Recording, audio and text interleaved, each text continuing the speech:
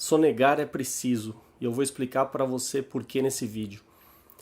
O tal crime de sonegação nada mais é do que mais um crime sem vítima, porque dizer que o sujeito que se recusa a ser roubado, ou seja, pagar impostos para o Estado, está cometendo um crime, é o mesmo que você dizer que o sujeito que se recusa a ser roubado por um ladrão, né, está cometendo um crime.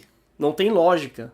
Ou seja, se eu sou assaltado por alguém e eu reajo, me recuso a ser assaltado, eu estarei lesando o bolso do ladrão? É claro que não. Então não fale em lesão a cofres públicos, porque cofres públicos nada mais é do que o bolso do ladrão, que as pessoas chamam de Estado.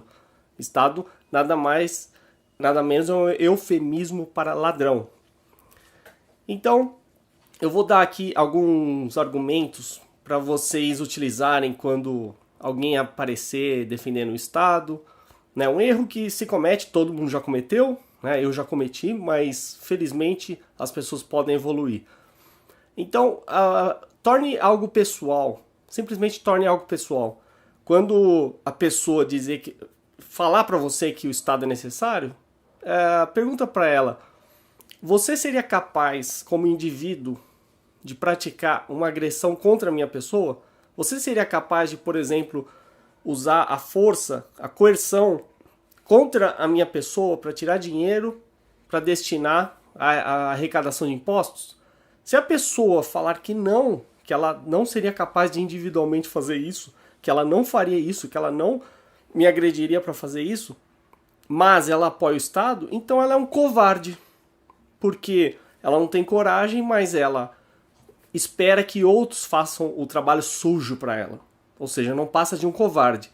Se por outro lado ela falar que sim, que ela iniciaria agressão contra uma pessoa pacífica para arrecadar impostos, então você está falando com um ladrão. Então pergunte para a pessoa: você é um covarde ou um ladrão? Só existem essas duas possibilidades para quem defender o Estado. Se a pessoa se recusar a se encaixar em uma dessas categorias, covarde ou ladrão, então estamos diante de um cínico, né, que nega a verdade. E se a pessoa falar que não, ela não é covarde nem ladrão e muito menos cínico, então estamos diante de um psicopata, que é o que mais vemos no Estado. Né? O psicopata vai negar e deturpar toda a verdade e, enfim, tem um prazer enorme em prejudicar e agredir as pessoas. E ainda vai negar isso, né? Um tremendo de um dissimulado. E não tem remorso em fazer isso, né? Aí não adianta discutir porque é um caso incurável. Outro argumento que você pode dar: simplesmente pergunte para a pessoa que serviço deve ser prestado, né, sob a ponta de uma arma, sob a mira de uma arma. Que tipo de serviço tem que ser prestado apontando uma arma para a cabeça do consumidor? Né? Só para ver se ela vai responder. Qual o tipo de serviço? Ou seja, mesma coisa, se a pessoa falar que nenhum serviço deve ser prestado dessa forma, então parabéns, você é uma pessoa normal.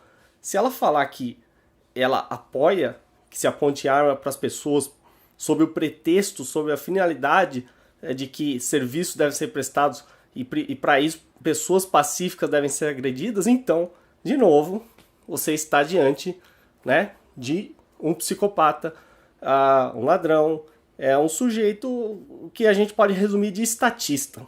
Né? Lembrando que a maioria das pessoas cai nesse erro. Né? Ou elas nunca pensaram sobre isso, ou elas simplesmente foram doutrinadas e aceitam essa agressão.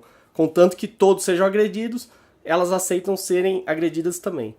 E uma terceira pergunta que você pode fazer, muito simples, é o seguinte: em que caso é justificável iniciar agressão contra uma pessoa pacífica? Essa pergunta é matadora. A pessoa provavelmente vai ficar sem resposta, ela não vai conseguir responder e você ganhou o debate. Então é muito simples, não há argumento algum que fique em pé. Né? Não há nenhum tipo de justificativa para o Estado. Não adianta falar em contrato social, em Leviatã, o que seja. Nada disso se justifica ou fica em pé diante de um princípio libertário da não agressão. né? Ou seja, é ilegítimo agredir o não agressor. Então, ou seja, baseando-se nesse princípio, ninguém tem o direito de arrancar o dinheiro de ninguém. É muito simples. E a partir daí você desmonta todo o Estado. Por isso que você não deve confiar em juristas, porque os juristas são os criminalistas, né? São os que criam esses códigos penais, que eles que criam esses anteprojetos que vão ser enviados, né, para o Congresso estatal formular as leis estatais. E eles é que são a origem do problema, porque eles é que têm essa mente deturpada de que é legítimo agredir pessoas pacíficas. Ou seja, se você sonega e consegue sonegar impostos, parabéns, você é um herói, você é mais do que um empreendedor, você está se livrando do roubo estatal. Né? Quando você vê uma notícia sobre a Polícia Federal conseguiu desarmar uma quadrilha que sonegava não sei quanto. Crime sem vítima. Onde que está a vítima? Não é? Onde está a vítima? Desde quando o ladrão do Estado é uma vítima? O ladrão é o agressor, a vítima somos nós. Então não cai nessa lorota, não cai na lorota da imprensa, que é apenas um apêndice, né? Uma extensão do Estado para justificar as ações estatais. É até engraçado falar imprensa, porque não existe imprensa realmente independente. A imprensa ela se limita a repetir a versão do Estado. Né? E quando a imprensa confronta o Estado, é nos próprios termos do Estado. Né? Não, é muito difícil você ver algum tipo de mídia que realmente peite o Estado de frente. Tanto é que as TVs e rádios são concessões públicas, então o Estado está no controle de tudo. Então eu só fiz esse vídeo para você entender porque você não deve, né, ficar comemorando prisão de sonegadores. E você também deve sonegar. Né? Uma das formas muito simples de sonegação que o consumidor pode fazer, ou pelo menos pode ajudar a sonegação, é não pedir nota fiscal.